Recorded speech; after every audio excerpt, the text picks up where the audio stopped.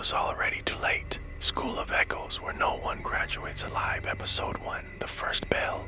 Maya Smith had one final shot to save her dying YouTube channel. Ghost vlogging had gotten old until she heard of Wilmore Elementary School, abandoned in 1986 after 5 mysterious deaths. Locals said the school still echoed with whispers and the sound of a bell long removed. "If this doesn't go viral, I'm done," Maya whispered to the camera. She and her crew, Rue Jacob, cameraman, and Sarah Hill, the sound tech, arrived just before midnight. As they stepped inside, the air turned frigid. Dust swirled unnaturally in the moonlight slicing through broken windows. The heavy front doors creaked shut behind them. Suddenly, a loud ding echoed through the halls. Maya froze. The bell hadn't worked in decades. Rue whispered, "Did anyone touch something?" Nobody had. The camera recorded the moment perfectly, but what it didn't catch, what only Maya saw, was a small child's shadow slipping into room 108. Episode 2, Room 108's Whisper. Ryu's hand shook as he held the camera. Room 108's door was sealed shut, its handle rusted over. But Maya heard it, faint breathing and a slow scrape inside. Sarah moved closer. "Let's not go in." But Maya pushed the door. It opened with a long, hungry groan. The room was mostly empty except for a single burnt desk in the center and an old register. Maya opened it. The paper inside was only half burnt but readable. "Dr. Mackin warned us. The children saw something they shouldn't have. Now they ring the bell." A sudden bang.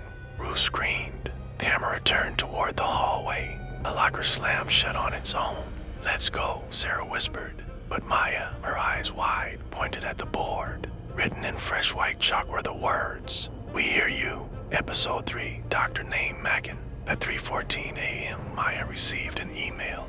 No subject, only one line.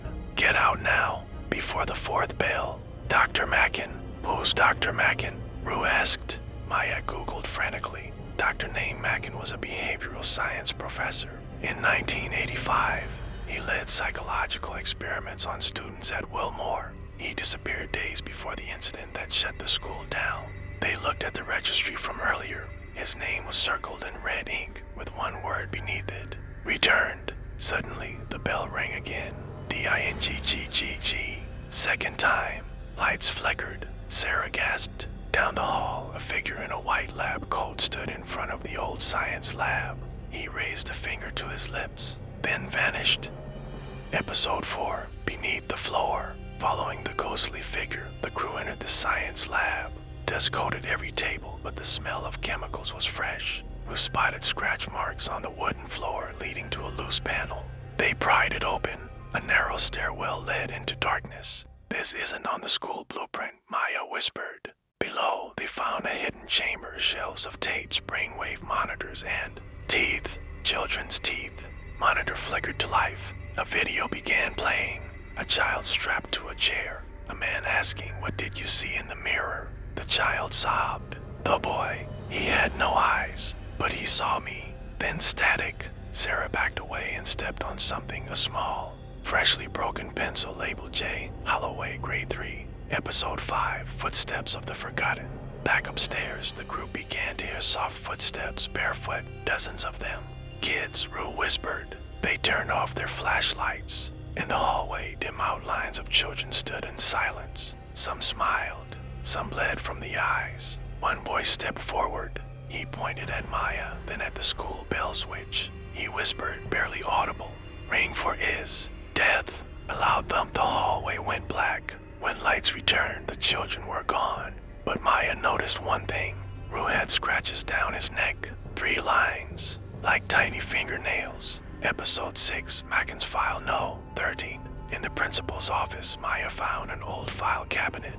It took 3 tries to open the rusted drawer. Inside was file number 13 in Mackin Experimental Protocol. Pages detailed hypnosis sessions, sensory deprivation, mirror experiments. One phrase repeated: "Exposure beyond Bell 3 invites the others." Suddenly, the fire alarm went off, but there was no fire. Sarah screamed. Her reflection in the glass door wasn't moving with her. Maya grabbed the file. "We're taking this. We're finishing the story." But something followed them, barefoot. Episode 7, The Day the School Died. The crew discovered an old yearbook. Several children's faces were blacked out. Notes scribbled next to their names said, "Spoke to the mirror. Silent now and gone after bell 4. Maya connected the dots. The 5 children who died weren't accidents. They were subjects. Sarah became distant. She stared too long into reflective surfaces. Her voice changed, whispering things she hadn't said. When the 3rd bell rang, Maya felt a jolt in her chest.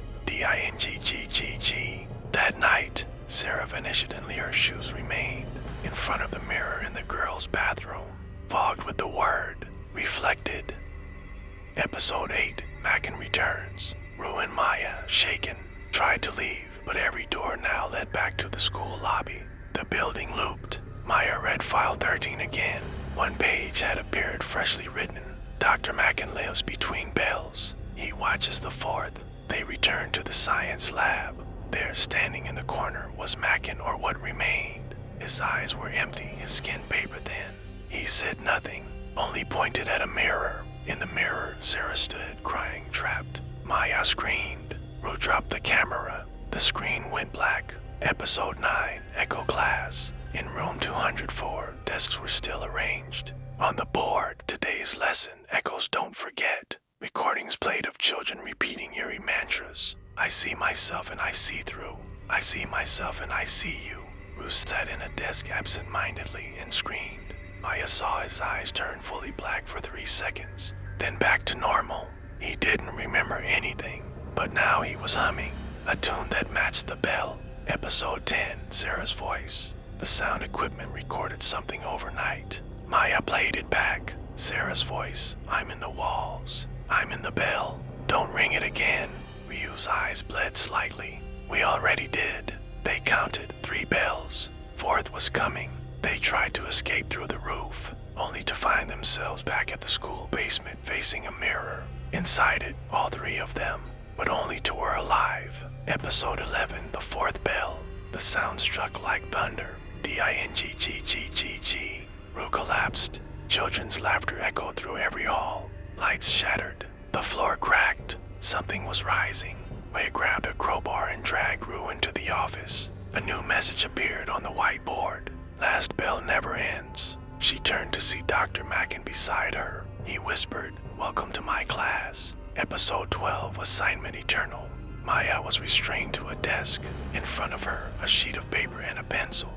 Assignment, write what you saw. She looked around. The classroom was filled with spirits watching, waiting. Rue sat silently beside her, pale, unmoving. She began to write, hands trembling. Every word she wrote appeared in blood on the walls. I saw the bell. I heard the others. I felt death. When she finished, the room clapped. Episode 30, Graduation. Maya stood in a cap and gown. A spectral figure handed her a certificate. Certified witness, Echo Class of 1986. Children cheered. Shadows swayed like streamers. Mackin nodded proudly. You passed, she screamed, tearing the gown. I want out. He smiled, then ring the final bell yourself. Episode 14, the final ring. She found it in the bell tower, rusted, towering. Her hand touched the rope. The ghost appeared, begging her not to.